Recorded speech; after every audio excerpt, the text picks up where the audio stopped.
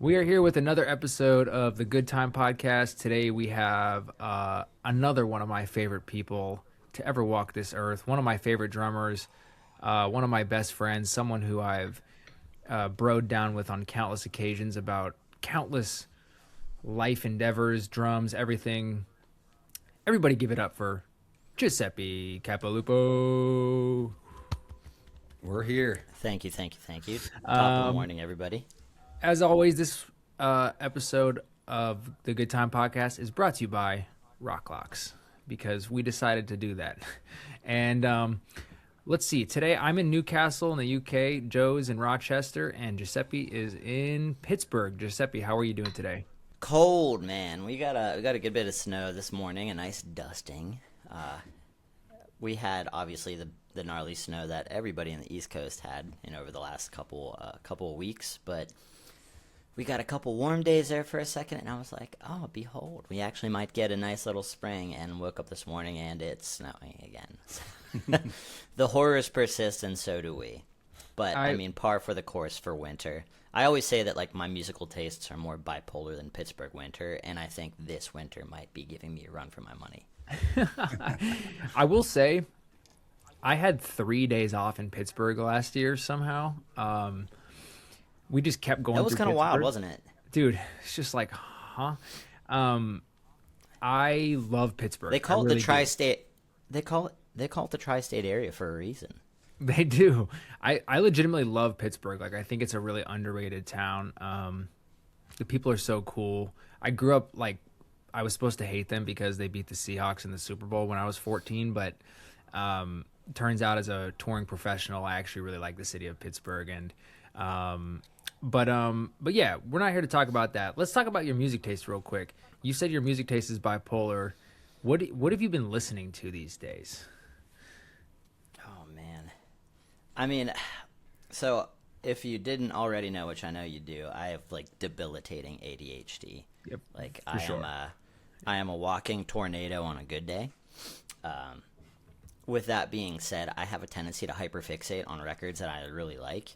And that can be anything from like the greatest hits of like, my personal metalcore favorites from back in the day, the things that, like inspired me as a drummer. Like one record I will say that I can put on at any given time and not get sick of it because of how influential it was to me in the era of listening to like angry music, I guess we'll call it, was The Bled Pass the Flask. That is a record that anyone from, I guess, my generation of, like metalcore, screamo, whatever the fuck the kids want to call things these days. Now there's 40 subgenres that I can't keep up with because I'm officially kind of a boomer now. We are boomers, dude. But that record, we're became old. The OGs. We're old men now. I don't. Yeah. I'm a metalcore grandpa now, which is kind of nice to think about. But yeah, so I discovered this band from a very close friend of mine here in Pittsburgh. His name's Scott. We grew up together. We played in bands together. We went to high school together. All of that. He's also a drummer, not by career. He's a hobbyist now. He works in the medical field. He chose wisely. Got the fuck out when the getting was good. But I call him Scottify because he always has the most perfect taste of music, of things to get me to listen to at a time when I really need something new and fresh. And the band in question that I've been listening to, I guess I would preface this by saying I call the genre like sad dad pop punk because it's the era of like we're talking like Hot Water Music, Iron Chic, the Menzingers, that kind of stuff. For somebody that plays metalcore, big quotes, I have a penchant for 3-part harmonies. I grew up around Bonfire. I love CCR, things from like the 60s and 70s where there wasn't auto-tune. There sure as shit weren't computers. Nothing was overprocessed. Everything was au naturel, the way Jesus H. Christ intended. No click track. Yeah, nothing. Metronome, what the hell is that? Your drummer can't keep time? Fire him. Get him out of here. What's that? Your vocalist can't hit the note? Well, give him another shot of whiskey. If you can't do it on the third take, get him out of here. Yeah, exactly. But there's this band in question. It's a band called Ways Away. That's apparently a sort of supergroup. Wait a second. Yeah, I've heard of it's this band. Jesse. I think it's Jesse from Stick to Your Guns is the vocalist. That's right. That's right. We did. Jared Shavelson or Shavelson, however you pronounce that incredible drummer's last name, is the drummer. And talk about a workhorse. I think that dude plays for Joyce Manor, Mariachi El Bronx, amongst many other things. But I was my buddy Scott was like, "Yo, check out this band Ways Away," and it was their self-titled record from a few years ago.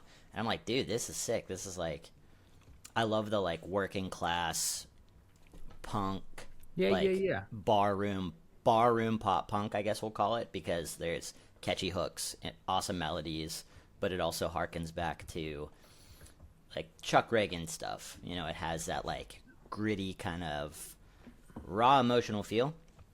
And that's kind of the stuff that I lean into, like musically, because like the melodies are catchy as hell. The choruses get stuck in your head super easily, but it's not cloying. Like when you think of pop punk, you normally would think the whiny, nasally, like teeny bopper shit from the early 2000s. No disrespect, I love Blink-182. Who in our age group did not grow up trying to become Travis Barker? Yeah, everybody. The thing is that it's hard. It's just harder to listen to it. Like and again, no disrespect, but it's just harder to listen to today because it doesn't to a 35. It doesn't hit like it did. It doesn't hit like it did back in the day. Yeah. No. Now, because now we all have existential dread. Now we don't have the happy-go-lucky. Now we don't have the happy-go-lucky mentalities of like, screw it all. I just want to go ride my skateboard and go to the punk rock show. And even though back in the day it wasn't exactly punk rock, but here we are. Call a spade a spade.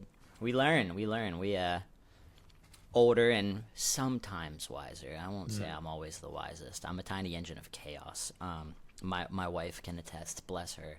This morning I was like, oh my gosh, I forgot I'm doing this podcast. And normally like the mornings we really only have like 2.5 to 3 hours before I go to the if I'm home, not on tour. I have like 2 to 3 hours of like time to do things that I need to do before I have to go clock in at the shop. So this morning I'm like frantically like, well, I was gonna go to the gym. Now I have to go set up my camera and do this thing. And she's like, take a beat, take a breath. I'll handle the dishes. When you get frantic, I get frantic. So just go do your thing. I got this. I'm like, that's a good. You're a saint. That's a good partner. And the thing is, dude, I played Brussels last night, and then did the ferry overnight. So it's like we had to be up at 1 a.m. to give our passports to the driver. So basically, like, and to actually go through customs. So like he had to go through a thing, show passports, and then we had to go through customs. We go through customs. They asked us some really specific thing, like bring a bag with you. I'm not kidding. I don't know if you. I've never experienced this going into the UK. We have to do that. We have to do that a lot of the time. Well, France is doing that now. Whenever you go for the Dover to Calais. I don't understand the point. It just seems so like performative. It's like I have 2 other bags in the bus. I just grabbed a bag. And you go in it, and they pretend to look through it. Like. Yeah, and then it's very performative. Yeah, it's very performative. Like they pretend to look through it for a second, then they send you on your way, and they ask you what you do, even though they know exactly what you're doing. And then you get back on the tour bus, and then we had to take a 4 a.m. ferry over the thing. And this is one of those ferries where they tell you to get out of the bus because they lock the door. Yep. So if this boat goes down, you are drowning, you will die. Like there's no question about that. Yeah. And I started to get all paranoid about it. I've stayed on the bus before, but this time around, I don't know. I started to get paranoid. So I went up at 4 a.m, dude. Get some coffee, get some breakfast up there. So that's why when I got to the hotel, so we finally got, and then we land in the UK. It's an 8-hour drive to our hotel today. So when I got to the hotel today, I thought this podcast was a different day. I literally forgot. I just can't. My brain is like in a different universe right now. So anyway, I feel you, dog. It's also tricky, like when you're on tour, because your home schedule and your tour schedule are 2 very, very, very different things. Yeah. And those are things that people don't really understand about like touring musicians. All of the switches in our brains we have to flick when we're on the road and when we're off the road. I feel like we are walking light fixtures with all the little DMX dip switches that you have to flip every time you're reprogramming into a new reality when you're on tour, whether you're at home. So like that. Let's talk about that 4 a.m. ferry or 4 a.m. border crossing and all of that stuff. That's a fun part about tour that nobody tells you about when you sign up for it. Doing it 6 weeks into a tour as well. Oh yeah, dude, 100%. When you're setting your ways, your sleep schedule's kind of sort of regulated, but let's be real, when you're on tour, your sleep schedule's never really regulated. You're sleeping in a moving steel tube at any given time, so that's a weird thing. I personally wouldn't trade it for the world because I love it, but I'm also actually a psychopath, so that's a thing. How do you adjust back? Like right now, I'm in a gap. I had a 2-week break in between tours, and I'm sure you know, having that 2-week gap. Me and Anthony were just talking. It's like annoying. It's like not enough time. I don't really get settled in. Yeah. What do you No, do? not Do you at just all. jump back into life, or do you have like any methods on how to like adapt? I give myself a day to like veg out and just do not a fucking thing outside of like the immediate needs, like obviously take care of the dogs, feed myself, maybe take a shower if I'm feeling saucy and exotic. But for the most part, I like give myself a day of just like no thoughts. Maybe I'll play some Fortnite, just completely disconnect, turn the brain off, no thoughts, just a little bit of cartoon violence. And then the next day I'm like, all right, I'm either back to work at the drum shop or it depends on, like, if it's a 2-week break, I will go back to work at the shop. If it's like 1 week, which let's talk about, like, we'll get into what 2025 was for me in a little bit, because I haven't road dogged like that in a hot damn second. But I will say, when it's like a week or 2 weeks, it is a very annoying amount of time, because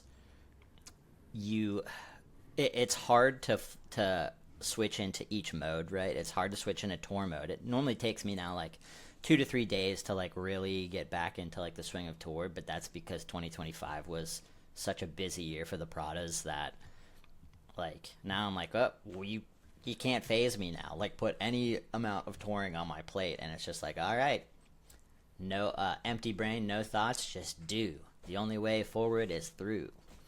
But when it's like a week or 2 weeks, there's no right answer in regards to that, because like, once again, ADHD, crazy person here. It's every 10 minutes for me is something new and exciting with my weird little brain.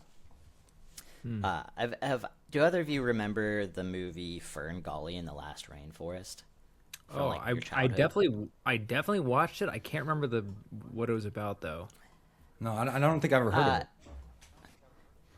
I think it was a Disney movie. I don't know if that's that weird Mandela effect. I remember of liking you it. think that movie's a Disney movie. Right. But there's this character this is an animated film from I think like the 90s when we were children, about like polluting the rainforest and stuff. But there was this genetically modified bat named Batty, who is of course voiced by the late Robin Williams, icon. And this creature has a little antenna sticking out of its head that every time he would flick it, he would just immediately change channels like a little TV switcher. And I'm like, yep, that's me. That is me. That's my ADHD right there. Dude, I'm looking at photos of this guy. He looks hilarious. I remember this now that I'm looking at it. Yeah. Joe, Yeah, so wait, that's 100%. can we dive into the drum shop thing real quick? Because I wanted to just like learn about like what you like. Is it like a vintage thing, or is it just like an all in all drum shop? Do you own it, or you just work there, or like tell us about it? So I'm the shop manager. Chris Hawthorne's the owner, hence the name Hawthorne Drum Shop. Oh, that one. Okay, that's a famous Yeah. drum shop. Yeah. So They've done such a good job with it. Back in the pandemic, it was 2020. It was December. Obviously, we were already into the thick of not having jobs as musicians. It was like, I'm living off of unemployment. I don't know how the heck we're going to get back to any sense of normalcy. And Chris texts me. He's like, hey, what are you doing on Friday night? Or whatever day it was. I was like, nothing. I'm, sitting here figuring out if I'm going to be alive in a year. And he's like, why don't you stop by Hollywood Music down in McKees Rocks. I want to pick your brain about some stuff. He pulls out a sixer of beers. He's like, well, what's your next couple years look like? I'm like, I don't know what tomorrow looks like, man. What's like at this point I had sent out probably 20 some applications for like warehouse work, whatever. But like Pittsburgh isn't at least at the time, like there wasn't a lot of job opportunity going around because it was a pandemic. Like all the warehousing stuff was packed out because that's what everybody was trying to do. Like obviously capitalism sure as shit didn't slow down, but all of us that are gig workers were looking for work in any capacity. And you know, I had bartended for such a long time. You know, that was my career before Prada pulled me out of retirement. But obviously, the service industry was shut down too. So Chris was like, "Here's what I'm trying to do. I'm trying to open up this drum shop. I've been operating solely as an e-commerce platform through Squarespace, you know, Reverb, and eBay for the last couple years, and I'm trying to expand to have like a brick and mortar store." Do you have retail experience? And I was like, yeah, you know, like I used to work for Guitar Center, you know, back in my early touring days. So like I have some retail experience. I have plenty of customer service experience from working in hospitality for years.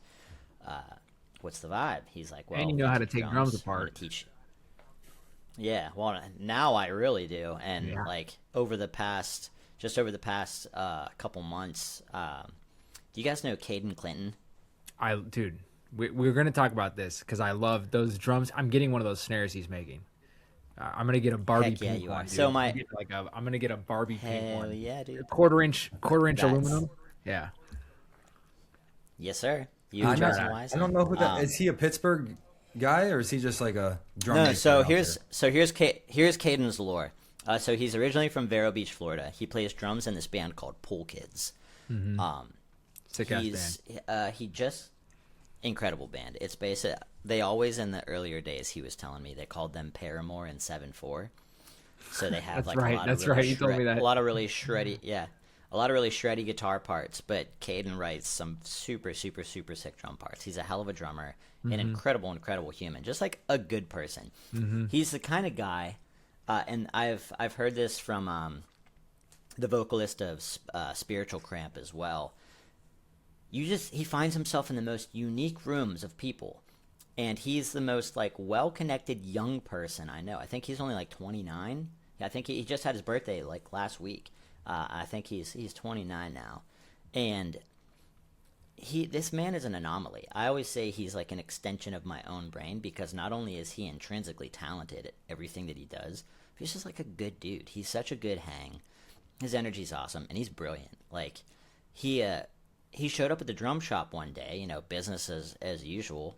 And when people walk into the drum shop, it's like it's in McKees Rocks, Pennsylvania, which is not exactly known as a high foot traffic area. Like there used to be a motorcycle club stronghold down there that there was a Rico FBI sting operation on not all that long ago. So like this place is kind of the sticks in a way. It's about 10 miles outside of downtown Pittsburgh. But it is right next to the Roxy Theater, which is a 1,500 cap Live Nation venue. So now that they have that venue open post-pandemic, now we're starting to get more people, you know, more foot traffic into the shop, which is cool. But Caden walks in and is like, oh, yeah, like I just moved into town. You know, I moved in with my girlfriend, and I play drums in this band, and I make, you know, I make things. I'm like, oh, what do you make? He's just like, you know, like I started making some like FX percussion stuff. So he started making like chain rings and like sizzle chains for cymbals and stuff like that. And then one day I show up like months later after we're like now pals, and he's got these metal like drum shells, and I'm like, you making drums now? He's like, yeah, this is the first prototype. I'm gonna try a couple snare drums and see what happens. I'm like, sick. And he built me one of his like first couple prototype snares. He calls it version 1. That I think that one's a 6.5 by 14, stainless steel, not polished, just kind of like a raw stainless, and looks sick, sounds sick. It's still in my drum room now. And then for my birthday, 2 years, I think it was 2 years ago now. My concept of time is skewed. He built me a full-on snare, like, and outfitted it with all Rogers hardware and a Rogers badge so I could tour with it since I'm a Rogers endorsed artist. Oh, sick. That's and cool. it's a 6.5. Yeah, it's a 6.5 by 14 stainless. And he had a local custom motorcycle painter, Tyler Elliott at TE Customs, paint it. Two of my favorite colors. Well, I'm a sucker for sparkly drums. I love a metal flake. But I also love Rogers Pacific Blue. The first Pacific Blue kit I saw was on a Rogers Londoner kit we had in the shop, and it just like completely caught my eye because I'd never seen that color blue on a drum kit before, and the fact that it was an original color, I was like, that's beautiful. It's just like a cool off the beaten path color that I'd not seen on a vintage kit before. I'm like, that's sick as hell, and I just became obsessed with that color. So when I told Caden, I had no idea he was building me this snare for my birthday. We were going to some concert at Stage AE together, and he's like, "Oh, hold on, I have some in my car I got for you." He comes over with this snare with a drum case, and I'm just like, "What did you do?" And he built me a snare. Had one of my favorite motorcycle painters paint it Pacific Blue with metal flake. So not only did I get my Pacific Blue Rogers drum, we call it the Rogers sleeper snare because it's obviously a cadence snare that he put Rogers hardware on, and that's been my touring snare for the last 2 years. So like if you've been to a Prada show, you've heard that snare drum. So wait, so real quick, so I want to say something here about the shop because I visited the shop a few years ago in the early days of the shop being open, and I of all the guys who've toured and gals who tour, like I've probably seen the shop. I've seen it like 4 or 5 times now, and I've watched it grow. And a couple months ago when I was there, I mean, I am just blown away at the operation that you guys have going. I think it's such a badass drum shop. I think it's quickly become one of the top drum shops in America. So if anyone is listening and you find yourself in Pittsburgh, please go check out Hawthorne Drum Shop. Chris is the fucking man. Giuseppe's the man. Yep. And I said this last time I was there because I brought Andrew, my drum tech, with me. I literally was like, dude, if this shop was in my hometown, I would love to work at this shop in my off time from touring because I love taking drums apart and putting them back together and fixing them. And like, I think I've always been obsessed with that part of like the drum experience. Like, it's always baffling to me when I meet drummers who like can't fix their own shit. Like, I understand not being able to like cut your own edges and stuff like that, but like as far as like replacing some lugs or like throw off broke or something, you gotta throw understand. off brakes, you need to replace it. Like there's so many drummers who have no idea how to just like do the basic stuff with a drum set. It's insane. Well, you'd be pretty surprised at like just people that don't know how to turn a hand tool. You know what I mean? Like right. Like changing screws, not cross threading. You know, something like you don't think about that kind of stuff. Obviously, like if you do it, you don't think about that kind of stuff. But then you realize, like, someone that's somebody that doesn't know what a set of channel locks is, or you know, like, or vice grips, or needle nose versus regular pliers. Flathead versus Phillips head screwdrivers. We think of that stuff as second nature because you use them all the time. Yeah. But there are there are a lot of people out there that have just never turned a screw in their day. And that's like my drum tech. That's a wild thought, honestly. Yeah. Yeah, my drum tech Andrew, he's a killer drummer, but he has a background in construction. And that's why he's such a G as a drum tech because he rigs shit up that's just like, what are you doing? He drilling stuff into the riser, all kinds of stuff. But anyway, we got to keep it moving with topics because we're gonna keep this at probably we're burning. Yeah, no, it's burning. Okay. It's okay. So you know, we know you play drums for Prada. You play drums for Haste Today. Was there ever a moment when you decided like, hey, I want to do this professionally. Like, this is what I want to do as a career. Did you ever have that moment? Was there a light bulb moment? No. Yeah, it just happened. No. It literally just kind of happened. Like, in the back of my mind, like, it wasn't necessarily a period of time. I knew I wanted to play music for forever. I just didn't understand that there could potentially be a career out of it. Mm-hmm. Not to mention, I didn't know the first thing about how to make it a career, because like predating MySpace is how long I've been fucking touring. Like I started, you know, playing shows out of state, you know, in 2004 before I was even graduated from high school. Mm-hmm. So like I had already been towing into this stuff like since I was 16 years old. Like when I was still when Once Nothing was still full time. I remember the first like official tour that I did with them. My dad, who's a retired civil attorney, like he made the two guitarists sign legal documentation to act as my guardians so they could legally take me over state borders since I was still a minor. Like Wow. that's how long I've been fucking touring. So like I didn't obviously my dad wanted me to go to university, get the degree, you know, have like a solid foundation before I chased the pipe dream of music. But nah, I dropped out of college one semester in and just kind of went for it. You know, it was van DIY touring, and I just kind of kept going. It wasn't until when Haste the Day first took a break and, you know, essentially broke up in 2011 that I stepped away from, you know, touring full time. And that's when I got into hospitality and the service industry and tending bar and making my way through the ranks there. But as far as like that moment where like I started doing it professionally, it never really clicked. It was just kind of like there wasn't a punctuated moment. It just kind of happened. Morphed into it. Like I was like I was one of the few where it's like I loved traveling, I loved playing music, and then one day it just kind of happened, and then I started, you know, making a couple bucks, you know, after a tour, you know, with Haste. And it wasn't until Haste the Day when I actually started like getting paid to like be on tour. And it was still at the time a pretty nominal amount, but you know, now, you know, with Prada and Haste Today coming back in an era where it's like social media is free marketing for everything, like it's now prominent that it can actually be a career. And that's not to say that you don't obviously give your pound of flesh to make that happen. You guys both understand the sacrifices required to do what we do, both mentally, emotionally, and physically. However, when you're, I just got chills. doing It's something like, that long, it's like yeah, it messes you up, dude. It changes your brain. it really does, and that's hard to explain to people that aren't in your shoes. Mm-hmm. Like you're on the other side of the world right now.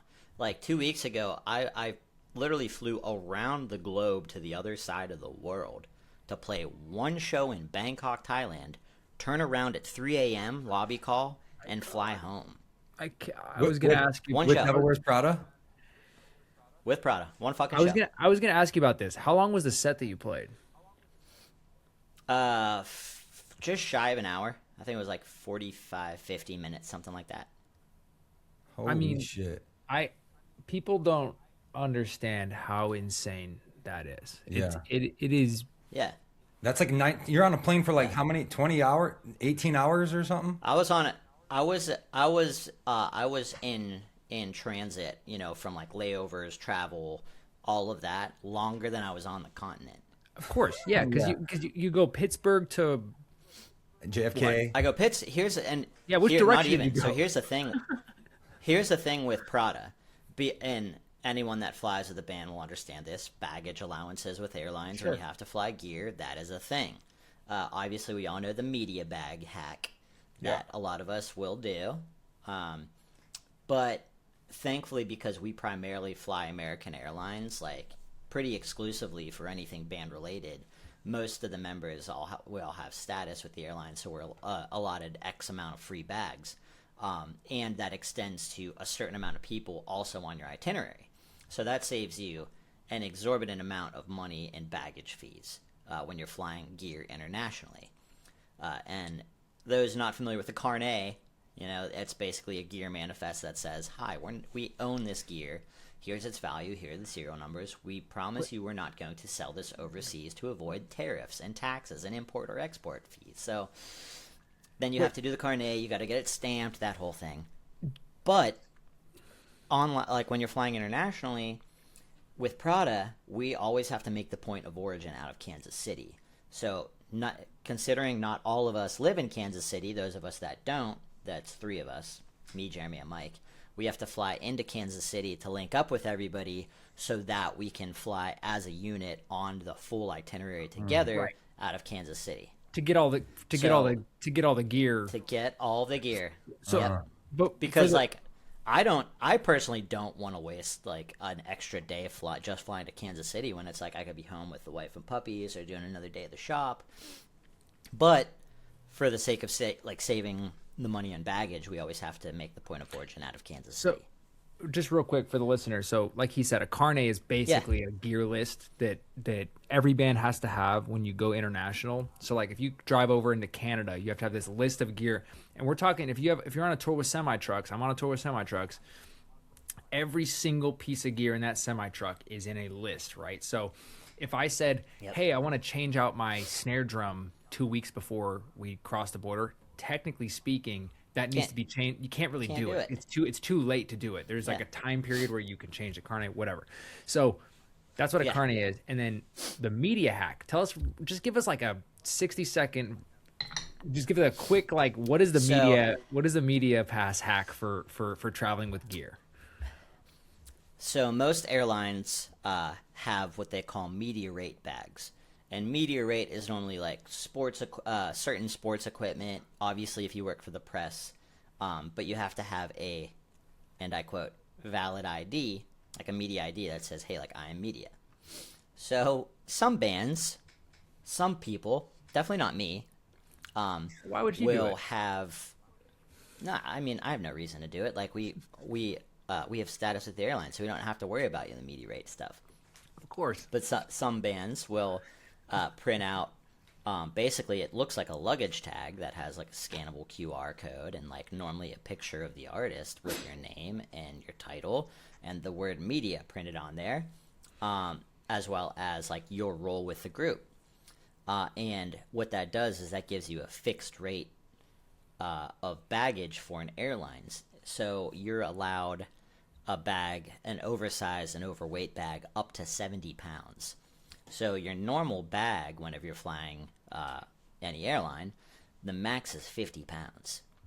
So with media tags, you get an extra 20 pounds per bag. So for those of us that have heavier equipment, like, I don't know, cymbals for a drum set or a mix rack or a playback rig. Playback rig. So there are certain things that bands might have that might go over 50 pounds. And if your bag is overweight, some airlines, A, won't take it, or B, will charge you $100 as just a fee for the overweight, not even the full cost for the bag. So you have to pay the baggage rate plus the fee for the overage. So if you have a bag that's oversized and overweight and you're already over your allotted free baggage, that bag can be upwards of $300 to $400 in cost for that single bag to fly it. Crazy. Yeah, madness. So this media hack will save you lots of money. That is life-changing. Yeah, no, I didn't know about that. That's amazing. Yeah. So Giuseppe, I think I know you very well, so I know how your mind and your brain works. But without blowing too much smoke up your ass, I think you're an unbelievable drummer. You're really, really fun to watch. You have such great technique.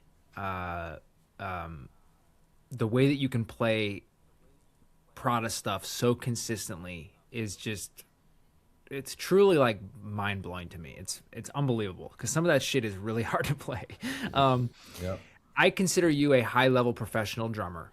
What do you think makes a professional drummer? I mean, first off, I'm blushing through my beard. You can't see it. I appreciate the kind words. That means a lot coming from you, and all of your accolades.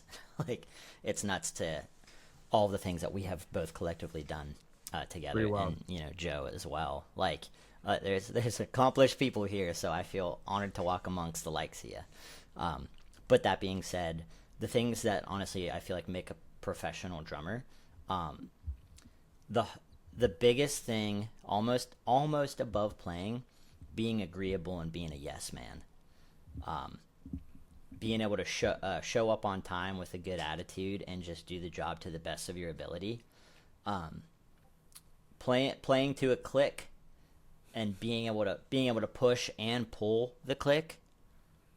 Those are skills that some parts definitely require. Obviously with metalcore is a little bit more rigid and a little bit more like on the click. But there are certain parts within Prada's discography where like there's a little bit of room to just like Jay Dilla that shit, so to speak. yeah. Drop it back a little bit, I put a do it every night. little Salt Bay on it. I do it Yeah. every night. And I tell people if you can't choose where to play on the metronome, that's like par for the course as far as Back to being the a pro drawing goes. board. Yeah. If you want to be a pro, Yeah, you like got to be able to pick and choose where on that metronome you want to set the note and do it in real time in front of 100%. thousands of people. It's And consistent and be consistent, consistent about it. Like guitarists and vocalists, they got all kinds of digital shit that can fix a bad vocalist and a bad guitarist. Yeah. A bad drummer live, you're out of there. Yeah. Dude, there are like teenagers and 20-something-year-olds now that can like run laps around my old ass, and like they're like there's this young blood, he plays for TX2, Ethan Church. Kid's a beast. He is a like, pardon my friend, are we allowed to curse in here? yeah. Yeah. Is that a thing? Okay, I normally have the mouth of a sailor, but I try to be respectful and tasteful with when I do. Ethan Church is a bad motherfucker. Yeah. Like He is. that, and He's like 19. Or something, too. I got to like not even 21 yet, and that dude is doing stuff in his early 20s that I'm just learning at 38. Like he's got skill, he's got talent, and he's driven and hardworking. And I think that's also the difference. Is it's easy to get complacent. And like I'm honestly just as guilty of this as a touring and working drummer myself. Like it's so easy to get complacent and be like, oh, I've got to go fly to Bangkok to do this thing. Oh my gosh, I'm gonna be gone for a week to go play one show. Oh, woe is me. And it's all for a first world problem argument, right? But then you remind yourself, like, this is what I signed up for. I'm living my dream. And even though there are some aspects of it that are not what you thought they were gonna be, not because you had a preconceived notion of what it is, but because sometimes the workload is more mental than it is physical, and sometimes the workload is more emotional than it is mental, if that makes sense. But it's the professional working drummer. You have to be a yes man. You have to say yes to every opportunity, because opportunity waits for no one. And if you're not willing to step up to the plate to deliver exactly what you're called to deliver, you'll get replaced by a fucking computer. Yeah. You'll get replaced by somebody that gets no joy doing it. They're like, I'm a mercenary, I'm a machine, I'm here for the paycheck, and I'm better than you because I can learn your set in one night. What do you It's a think? thing. So I will. That's a thing. Like I will say, the other side of being a professional. I'll try and keep this story as succinct as possible. August 2021, I was in a motorcycle accident. That's right. Broke the fifth metacarpal in my right hand. I'm right-handed. I play hi-hat with my right hand. This So, is a great story to this bring is my up. timekeeper. This is a great story to bring up. This is good podcast material. But this is just to give people perspective on like the expectation of a professional drummer. So this was post-pandemic. This was literally like a month before Prada's first shows back after the pandemic. And there I am in a thermoplast splint in the ER, laying in a stretcher in the hallway, like, oh my God, am I ever going to be able to use my right hand again? Dude, just throw some auto tune on me it and knowing- get on stage. Right. It's easy. I was saying, but like me not being like, oh well, like Prada has shows, I have to sort them out. I got to find them a guy. Like I have to let the bosses know. I have to light the torches, basically. So I start going through my phone book of just like, all right, who the fuck can handle this and learn these songs in a month? And like in my mind, the expectation of a professional, like if somebody calls me tomorrow and says, I have this gig, and it's like a gig that I want, I'm on my way to my lockout, my rehearsal room, and I'm not leaving that room until I have this stuff memorized. Period. Like that's the standard. And I will show up to the beat tomorrow and play it note for fucking note. Because that is the standard. That's the standard of operation of a professional. When Prada called me in 2016 to go record on Transit Blues, I had 2 days to learn and write parts for the record. 2 days. And these are songs I never heard before. These aren't catalog songs. I could be like, oh, let me like listen to them, just repeat. I just had the demos. So a lot of these parts I'm writing to the songs that there were only like placeholder drums for. And they gave me 5 days to track it up in Long Island at Sonic Debris with Dan Corniff, and I tracked the entire record in a day and a half. So when I think of a professional drummer, and there's people that learn songs faster than I can. I mean, look at Josh Freese. Look at you. You had to learn the whole Daughtry set in how long? 4 days. Yeah, it was so like it was enough. It was enough time, but it was incredibly stressful, and I had to go and do it in NBA arenas with a band and crew that I had never met. It was really stressful. Yeah, and if you can't, that is like you've been saying, that is literally par for the course. Though, like I can't sit there and bitch about it. It's like you either do it or you don't. You sink or you swim. Yeah. That's literally all it is. Yeah, do you have the sand of the dead rabbits? You know what I mean? Like, yeah. And this in New York, like can you hang or can you not hang? That's exactly simple. Right. And also understanding the bigger picture, which is like you're gonna get better at playing the set. Like the first few shows might be a little bit, you just make sure the show is running and give it a couple shows and you'll be locked in. You know what I mean? But doing like learning a set in a couple days and having no rehearsals or one rehearsal and going into shows, I don't know a single pro who hasn't done that. Period. Yeah. Yeah, it's definitely so like the standard of operation is high. It's something that needs to be there if you're going to be a professional drummer. Which is the next thing I want to ask you, because I heard you talking about you went to college and like you quit college. What were you going to do? Like if you weren't going to be a pro drummer, what would your profession be? I mean, now, now I don't even know. Now I'd probably get into the trades, honestly, because young people now are afraid of labor and afraid to get their hands dirty.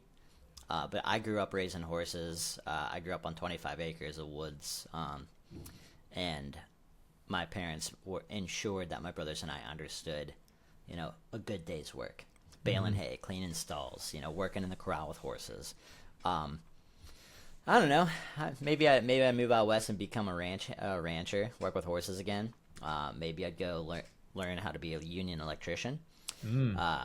Like honestly, like if music ever really, really dies, which there's a ceiling at some point. Maybe the internet finally dies for good for a while. That could be cool.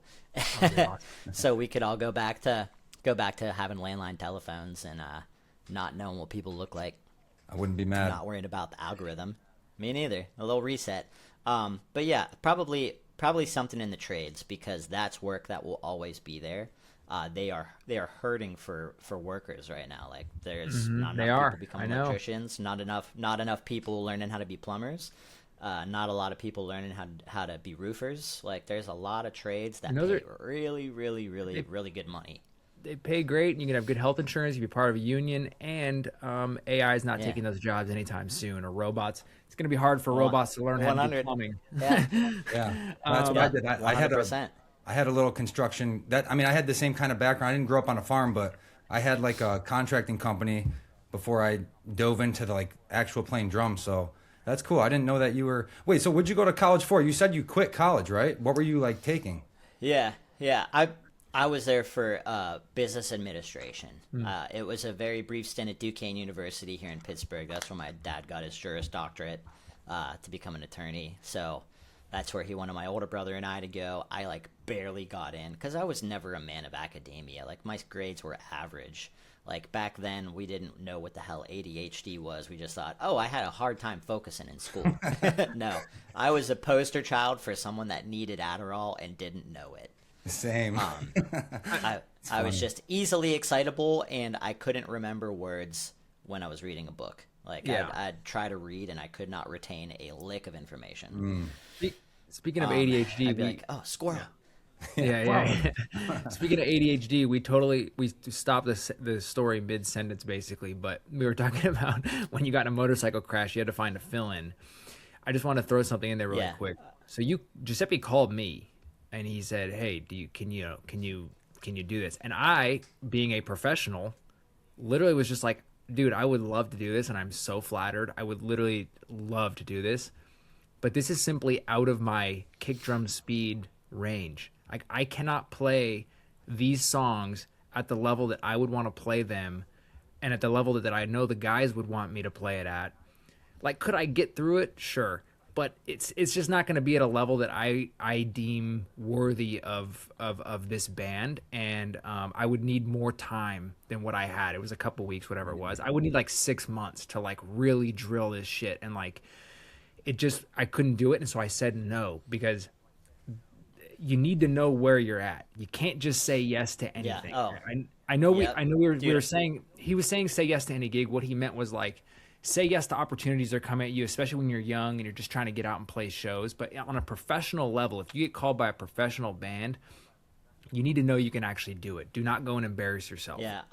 It's another thing that makes you a pro. Knowing the limits of your abilities. Because my thing Exactly. is, like, when Prada wrote Zombie 2 during the pandemic, when we released that, when they were sending me demos, some of the programmed drums that they had as placeholders when they were sketching shit out, I was like, I'm not a deathcore drummer. I can't play blast beats that fast. And I'm going to tell you, like, hey, I'm going to change this because that's past what my abilities are. And if you want them to stay that way, then you're either going to have to bring someone else in to do it, or you're going to have to leave that programmed. And I'm the kind of guy where it's like, I'm never going to put something on a record that I sign off on that I can't physically play night after night. Right. Round of applause for that. That's facts. And my thing is, like, look, all of us in this industry, we know the fucking game. We know how it goes. We know everyone's using the same snare sample. We know everybody's using, Nolly's sample packs, and they sound great. But I run a vintage drum shop. I want to hear what the drum sounds like in a room. Me Obviously, too. there's some things you have to blend a little bit of a sample in to really give it that sauce. But Sure. gone are the days where you can tell the band apart by hearing the intro drum fill. Well, and also just leaving it up to non-drummers to decide what's going to go on a record with the drums. It's just it's a whole. We could have a 20-hour podcast just on that. Oh yeah. It's like letting someone drive when they're like a pain in the ass of driving, and you're sitting in there, and it's just like you're like, dude, go around this guy, and you just it's terrible. Yeah, it's like, I'm sorry. You know what a groove is. Got it. Got it. Yeah. Wait, You've listened to the meters before. Yeah. Who did fill in when you broke your hand? Tanner, right? Tanner Wayne ended up being the final pick. Oh, sick. He's a beast too. And he came in after the fact. There were a couple. We're not even gonna throw names out there, but there were a couple people giving it the college try before Tanner got called in as a please fucking save us here, bud. Yeah, like when Anthony turned it down because you could embarrass yourself if you just take anything too. You got to know your limits. I'm experienced enough to know what the Look, I know I'm going to get in a rehearsal room and everyone's going to be on ears listening to a click, and I'm going to be like playing 90% of the set. They're going to go, God damn, this guy's great. And there's going to be 10% of the set where they're like, this guy is not really a double bass metalcore guy.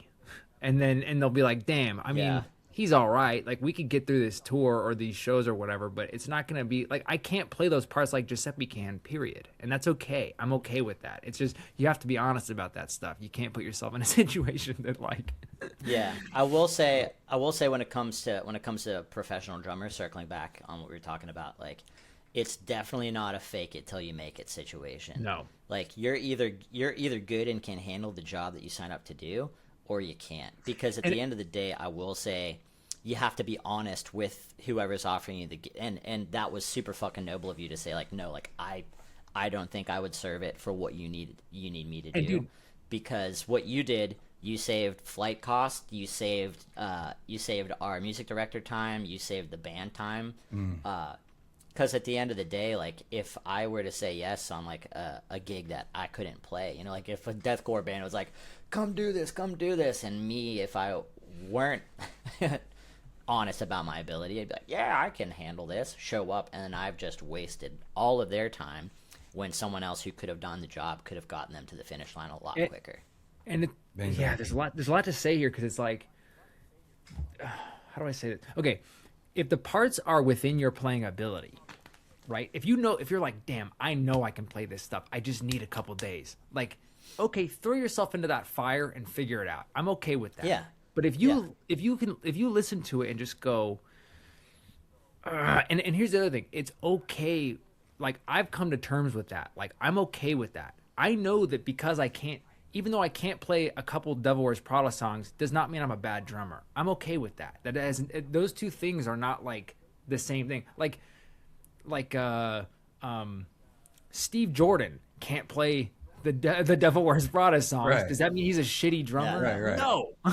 it's like so yeah, it's okay. It's okay to know your lane, to know what you're good at, and to do that. And that's really part of being a pro. Like I love sports, so I always look at it through the kind of lens of sports. It's like a lot of NBA point guards, they're not 7 feet tall and can dunk and block shots and all that stuff. They got to know what they're good at. You know, you have to know your role and know what you're good at. So on that note, we're talking about filling drummers up. We're going to wrap it up here in the next 10 minutes or so, but we'll kind of hit you with a few questions. But what's one band you wish you could fill in on drums for or play drums for? Harry Styles on the Fine Line tour. Oh, hell yeah. Hell yeah. That's a gig. Like, I'm a sucker for pop music. Same. And yeah, I would say, without saying why I like Harry Styles music, I would say Harry Styles specifically on that tour because I was obsessed with that record. Justin Timberlake on the 2020 Experience tour. Oh yeah. Oh yeah. Come on. See, this is what I love about your play. This is what I love about Giuseppe's playing. People who aren't drummers may not understand this, but dude, your hands would go crazy. You could play a pop gig perfectly. You'd be a killer pop drummer. Throw the double kick out the fucking window, set up your single kick, a little one up, one down rig with 2 crashes and a ride. And you could rip that shit all day. And a lot of metalcore drummers could not handle that. No way. They literally could not do it. Yeah. No, Giuseppe is that type of guy. I've seen actually a bunch of your videos of just like people filming you. Wait, was it you who was like bench pressing the hi-hat? Did I see a video? Yeah. Was that you? Yeah. Dude, that was sick. Was that just like you just messing around real quick, or was someone like, is that like an inside joke or anything? No, so one of my buddies, Joey Solak, there was a band back in the day called Demise of Eros, that I played for before I joined Once Nothing, and this was before I realized that I wanted to tour, and this was before I had the capacity to tour. And we played a show together with them when he started playing drums for them after I had left. And there was a brief moment where, like, during a super fast double bass part, he just like picked his hi-hat up over his head for like 2 bars and then set it back down, and I was like, what if I expand on this? Fucking pump it up. And I started doing it during with Haste the Day, during When Everything Falls, during the intro breakdown. And it just kind of freaking stuck. So I started doing that with Prada during the last breakdown of Sacrifice, and even before we started playing Sacrifice, which was from Color Decay. Earlier in Prada, when I was with Prada, we would close the set out with Mammoth for a long time, and that was the song that I started, bench pressing my hi-hat with Prada, and it just kind of stuck. So people are like, dude, that's the guy's bench pressing his hi-hat. That's sick. And I'm like, dude, you gotta get shoulder day in when you can, I love that it went viral on the internet too, because I think that's definitely what it's that was great. Probably on the cruise. Oh yeah, Shiprock. Yeah. Oh, we did the Emo's Not Dead cruise. Emo's Not Dead, right? Oh yeah, okay. Those are always fun being out there. So it was a very good time. Yeah, you toured like a psychopath last year. I also toured like a psychopath last year. It was the busiest year of my, touring career. Oh yeah. I did 3 7-week tours and a bunch of fill-in like casinos and festivals and all kinds of stuff. It was a long year. How do you deal with fatigue? Because we've been talking about this a lot at the last couple of weeks on the podcast, just Yeah. because I've been on tour and just there's just a fatigue element to being on tour, and then especially when you're playing parts that are so physical, it's like it's a very athletic style of drumming. So how do you Yeah. deal with fatigue, and how does that play into what you do on your days off? I go to the gym 5 days a week, even when I'm on tour. Mm. Um, this winter, most specifically, I was definitely a little bit more lethargic, and I've been doing a lot of home exercises and just like body weight stuff and some like resistance band workouts at home because like with all the like shit weather we've had, um, sometimes arthritis is like I don't know, your joints are a little more creaky this morning. So I try to keep up with mobility exercises and stuff, both home and when I'm on tour. But as far as like burnout and fatigue stuff when you're on tour, like the mental side of it, there really isn't a true way to combat that stuff because at the end of the day, you're you're at the mercy of what your tour schedule is. Like just because you might need, a couple days to just go like veg and, maybe see family and stuff like that. The reality of the job is you can obviously, keep in contact with other people and be honest about where your mental is at. Like I'm always very communicative with my partner, as well as my family about like, how I'm doing mentally when I'm on the road, if I'm feeling homesick, all that stuff. But like the most important thing to do if you're feeling that shit is to talk about it. Hmm. Like therapy is super important. Being communicative about how you're feeling mentally and emotionally when you're going through those tough moments on the road, you have to talk about that kind of shit. Hmm. And it's hard stuff to talk about. Nobody wants to hear that you're feeling sad or despondent when you're on the road, living the dream for all intents and purposes. But the reality is, like, the human body can only take so much before it starts to just deteriorate and shut down simply because you put it through too much, both Does it mentally and physically. Very true. does it ever affect your playing? Very rarely. The biggest thing for me about like getting out my anger and frustration is when I'm behind a drum kit.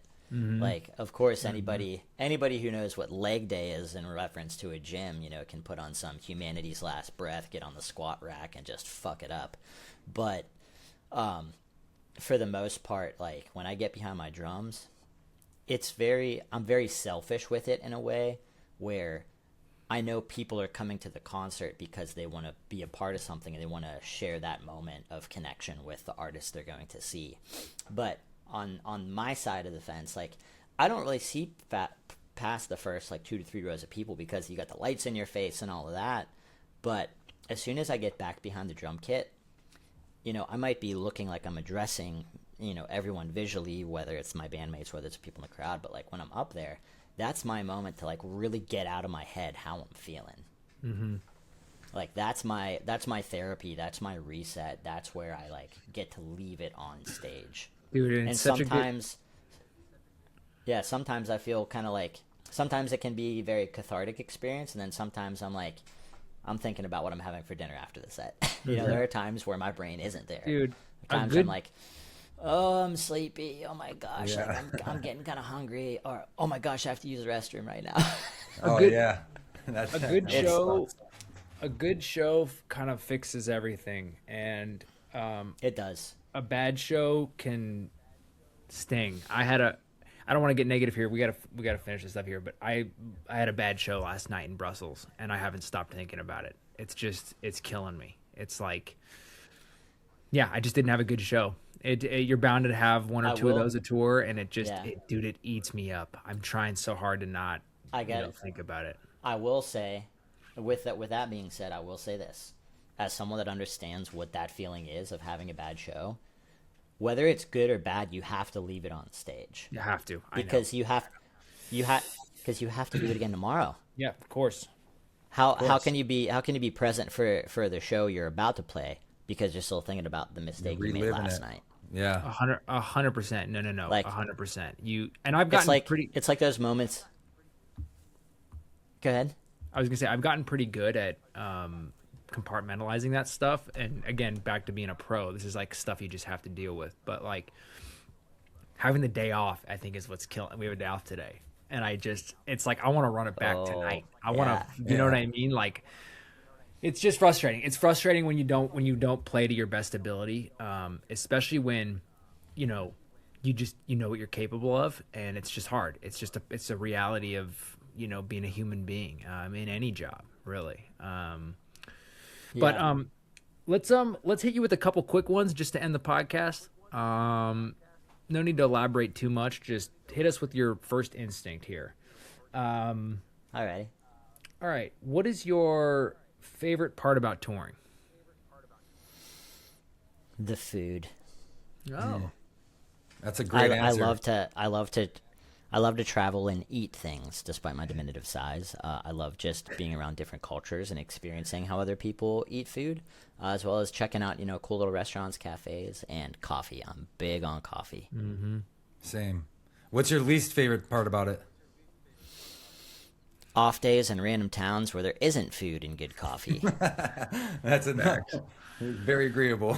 big facts. That's a tough. That's a tough one. That's a tough one. What city has the best crowds? Oh. Oh. I mean, that's tough to say. I feel like Prada always did really well in Denver. I believe it. I believe it. Denver has ripping crowds. I believe it. Denver's a cool town. I would skip New York City every fucking time if I could. Yep. Yep. Same with LA. Both for the drop in goes. Yeah, I'd skip LA. I would like solely only do Anaheim. I would say like I'll play Anaheim and Denver every time. I will skip New York every time.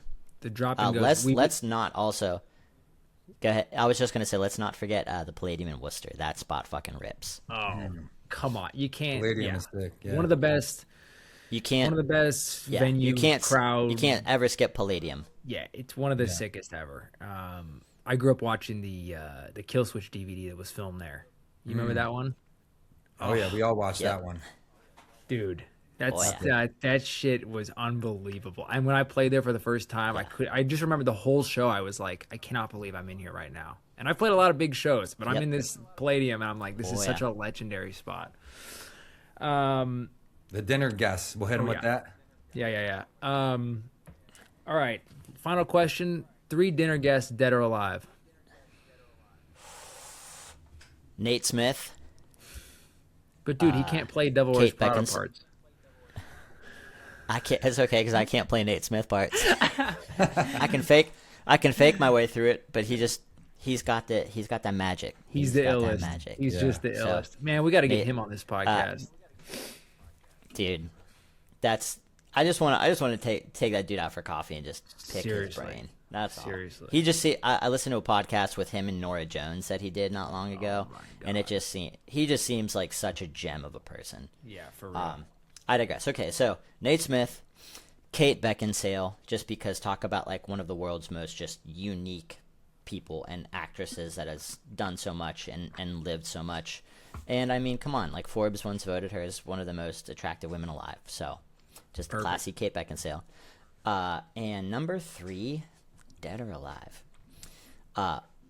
This might be a deep cut for a lot of people, but it's someone I grew up listening to. His name's Lowell George, and he was the guitarist and vocalist for a band called Little Feat. All right. Since deceased. But anybody that wants to hear what Swamp Boogie sounds like from the 1970s, listen to Little Feat, the double disc The record's called "Waiting for Columbus." It was a double disc recorded between the Lisner Auditorium in D.C. and the Rainbow Theatre in London in the late 70s. I grew up listening to that record with my mom at her art studio, and it changed how I look at what a groove is today. Love it. Interesting Well, stuff. Check it out, everyone. Dude, what a killer episode. Thank you again so much for your time. We love you, Giuseppe. And like we keep doing this, like we're gonna do a part 2 because we're trying to keep these podcasts to an hour to not punish the listeners. Yeah. Yeah, no, for But sure. we It's could talk tough for when hours. you're talking to like kindred spirits. Yeah, I know, it's tough to, especially when I ramble. I have a tendency to go down little tributaries. I'm sure there's so many stories. We got to get a part 2 in here at some point. That would be so dope because the tour stories, and we didn't even dive into all that stuff. Oh, So yeah. leave a comment if you want to hear a part 2. Actually, Giuseppe, Yeah. it was awesome to virtually meet you, bro. You're an awesome drummer. Thanks for taking the time to chat with us, Dude, man. thank you so much for having us, Joe. It's a pleasure to meet you. Like, obviously, I definitely know about your accolades as well. I feel honored to be here with the two of you. Anthony, I've known you for such a long time. I love you to pieces. Love you too, Joe, mate. if you're in company with Anthony, that means you're one of us, and it's an absolute pleasure to be here. Thank you guys so much for your Joe's time this definitely morning. one of us. All Take, right, buddy. Likewise, dude. yeah, We'll talk One soon, of man. us. Hey, you guys, absolutely, I love you guys. Thanks again for having me out. All right. Thanks, Much brother. love, All right. bro. Peace.